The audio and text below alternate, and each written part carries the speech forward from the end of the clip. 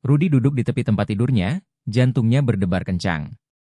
Ruangan kamarnya terasa pengap, meski jendela sedikit terbuka, dan hawa malam seharusnya memberikan angin sejuk. Namun, pikirannya yang berkecamuk membuatnya merasa gerah.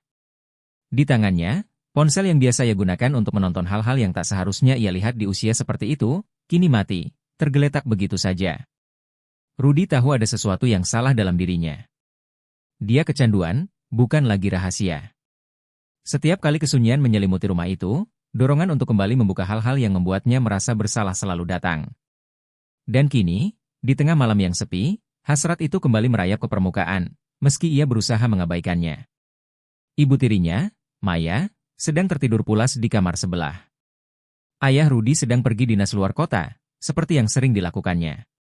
Biasanya Rudy akan memanfaatkan waktu ini untuk menikmati kesendiriannya di rumah, tetapi malam ini terasa berbeda. Ada sesuatu yang mengganggunya, sesuatu yang lebih dalam dari sekadar kecanduan. Sosok Maya terlintas di benaknya. Seorang wanita yang tak hanya cantik, tapi juga penuh dengan keanggunan. Maya lebih muda dari ayah Rudy, selisih usianya dengan Rudy tak begitu jauh, dan itu membuat kehadirannya di rumah kadang terasa canggung.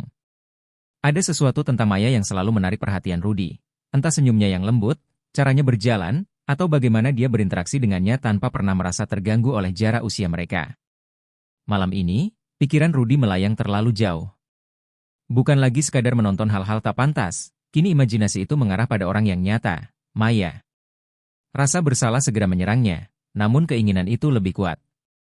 Dia ingin mendekat, bukan untuk melakukan sesuatu yang buruk, tetapi untuk merasakan kehadirannya lebih dekat, untuk meredakan rasa penasaran yang selama ini menggelisahkannya.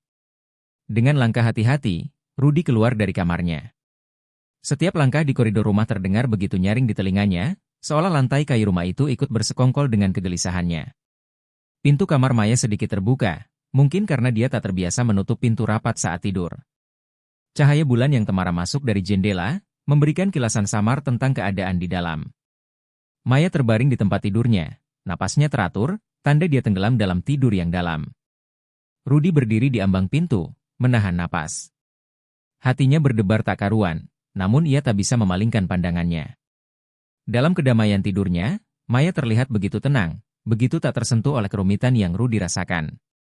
Seolah jarak antara mereka begitu jauh, meski hanya beberapa langkah saja. Rudy tidak tahu apa yang membuatnya melangkah masuk. Ada sesuatu yang menariknya lebih dekat, entah dorongan primal atau sekadar keinginan untuk berada di dekatnya. Ketika ia sudah berada di sisi tempat tidur, tubuhnya menegang.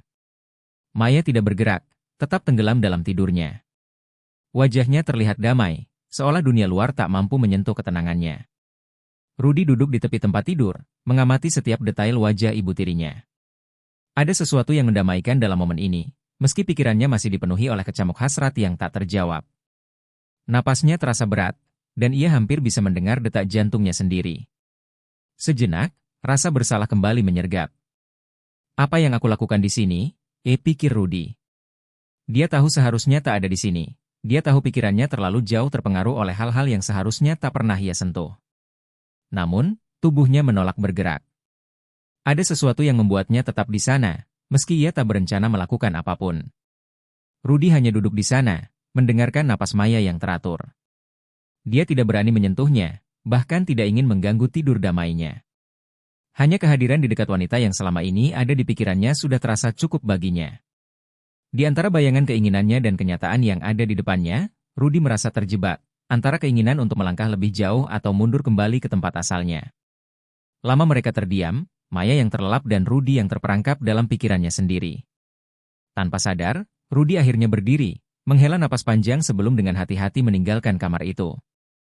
Malam itu, meski keinginan untuk lebih dekat masih menyala dalam dirinya, Rudy tahu bahwa batas tak kasat mata telah menyelamatkannya dari sesuatu yang lebih buruk.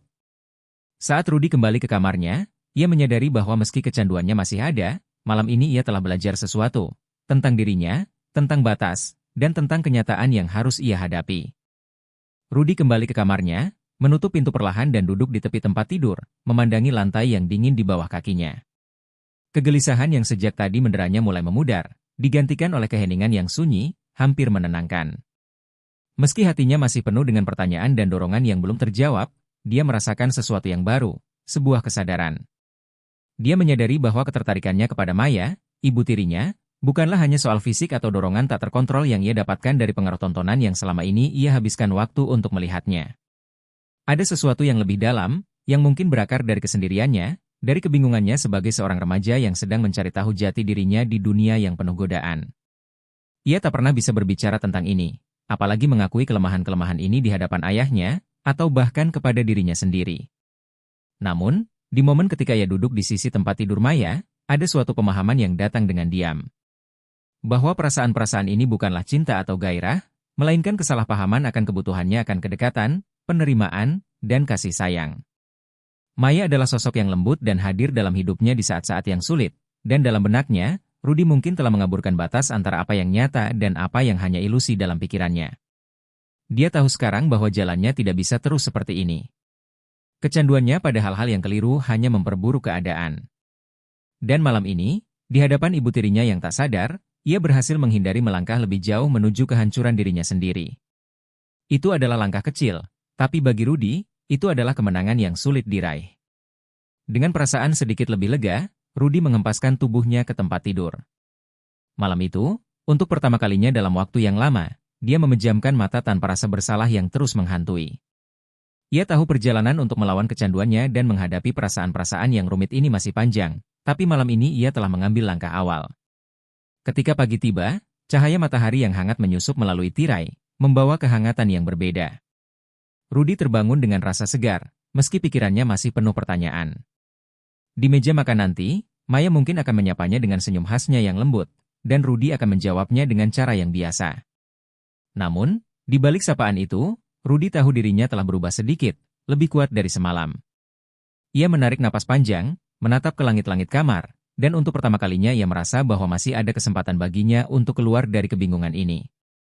Masa mudanya mungkin penuh liku dan godaan, tapi ia tahu kini, ia bisa memilih jalan yang lebih baik.